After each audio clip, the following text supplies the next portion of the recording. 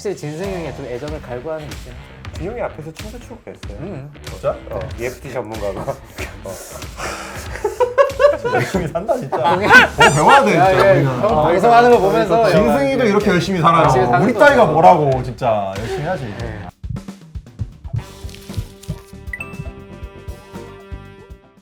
안녕하세요. 멘탈 탄탄입니다. 제가 이제 동상이몽크에 이제 아내와 함께 나왔어요. 예. 보신 우리 구독자분들 계시겠지만 이제 이준영 선생님 병원에 가서 이제 부부 상담을 받았어요. 네. 하지만 내심 기대했던 건 선후배고 DF 정신건강의학과 속초잖아요. 홈그라운드까지는 아니지만 네. 그래도 내 편은 들어주지 않아요. 야, 너 그런 생각하고 왔구나. 어? 약간은.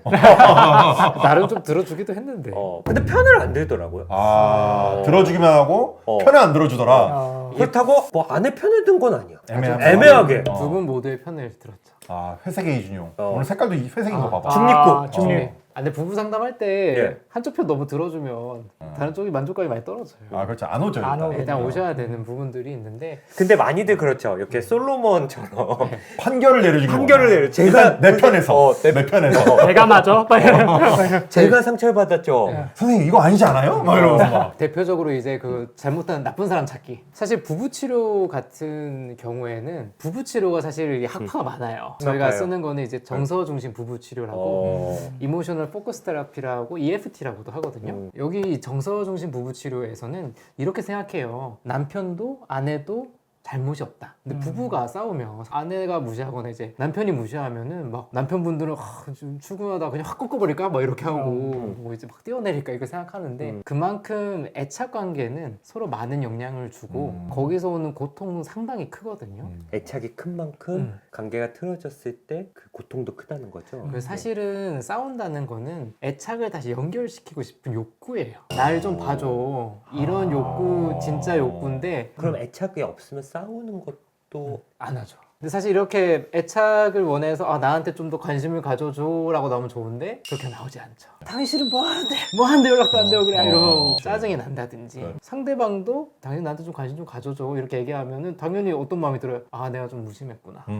많이 힘들었구나. 그래 막 약간 이런 식으로. 이런 말이 나오는데 근데 각자 맞는 말이긴 해요. 욕구 자체는 존중받아야 되는 욕구거든요. 당연히 부부니까 서로 알아봐 주길 바라고 위로받길 원하고 또 위로해주고 싶은 마음이 들고 그거는 맞는데 문제는 이 상호작용 고리 이게 사실은 문제다. 고리. 주거니 받거니 하는 거거든요. 내가 화를 내면 여기도 화를 내고 그치. 그 화가 또 화를 내서 내거나 아니면 이게 초반에 많이 일어나는 거고요. 보통 이제 두 번째로 가면은 한쪽은 이제 추격을 하고 한쪽은 도망을 가는 일이 벌어져요. 회피가 이제 물리적인 회피도 있는데 감정을 차단하는 것도 있거든요. 회피하는 사람도 이제 이유가 있어요. 일단 너무 당황스러워. 상당한 스트레스거든요. 맞아요. 왜냐하면 이게 남도 아니고 제일 사실 인정받고 싶어 하는 사람이 나한테 뭐라고 하는 거기 때문에 상당히 고통스럽고 불화가 오래되면은 되게 무력해져요. 부부싸움에 패턴이 있거든요.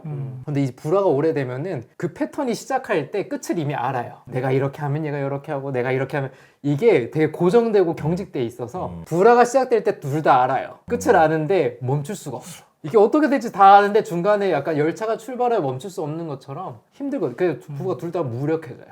처음에는 이 상호작용이 어떻게 되는지 서로 이해를 해야 되는데 사실 여기서 중요한 포인트는 그런 거예요. 이제 우리의 감정이라는 게 1차 감정이 있고 2차 감정이 있거든요. 2차 감정은 우리가 잘 아는 것처럼 화 그리고 아까 뭐 회피하는 거 드러나는 것들은 다 2차 감정이에요. 그렇죠. 근데 1차 감정은 사실 그 안에 내면. 있는 좀 약한 감정 서운함 외로움 그런 감정이거든요. 나를 봐줬으면 하는 마음 약간 연약한 마음인데 이 상태에 있는 건 상당히 좀 취약하고 두렵기 때문에 2차 감정으로 금방 막 그 1차 감정을 드러내는 게 내가 그걸 드러내면 너무 나약할 것 같고 취약할 것 같고 공격받을 것 같고 그 부부간에 부서질 것 같고. 유대가 있고 불화가 없을 때는 그런 감정을 드러내도 잘 받아들여 주거든요. 그렇죠. 수용해주죠. 근데 예를 들어 이제 불화라는 거는 이 싸움이 계속 되는 거죠. 이 패턴이 되고 경직되어 있고 사실은 불화가 있을 때 크게 중상이 두 개가 있는데요. 강한 상대방의 부정적인 감정이 느껴져요. 대표적인 예로 밥 먹는 것도 보기 싫다. 쟤는 밥을 왜 저렇게 먹냐? 뭐 숨소리도 듣기 싫다. 그리고 두 두 번째는 이제 경직된 상호작용. 그러니까 어떤? 서로 막 즐겁기도 하고 막 장난도 치고 불화가 없을 때는 그런데 불화가 되면은 너무 둘 다 긴장을 해요. 내가 이렇게 하면 또 화내겠지?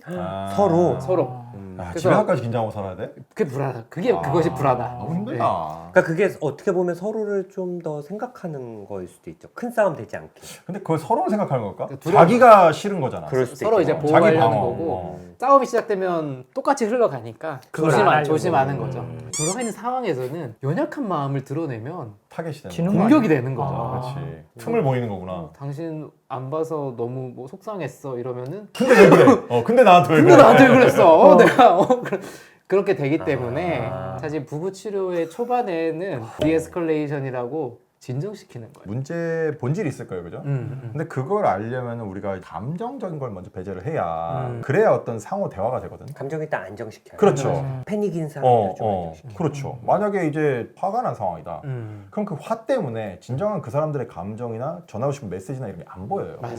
그러니까 이거를 일단은 맥주 거품 좀 걷어낸다. 이렇게 좀 표현하거든요. 그 안에 그럼 물이 얼마나 있는지 보인다. 그래서 이제 그거를 좀 걷어내서 진정시키고 정말 전하고 싶은 메시지가 뭐고 그 사람의 상태가 어떠냐. 이거를 꼭 부부치료 아니더라도 많은 곳에 적용할 수 있을 것 같아요. 부부 치료에서는 치료자라는 제3자가 있기 때문에 치료자가 어떻게 보면 언어를 해석해 주는 사람이에요.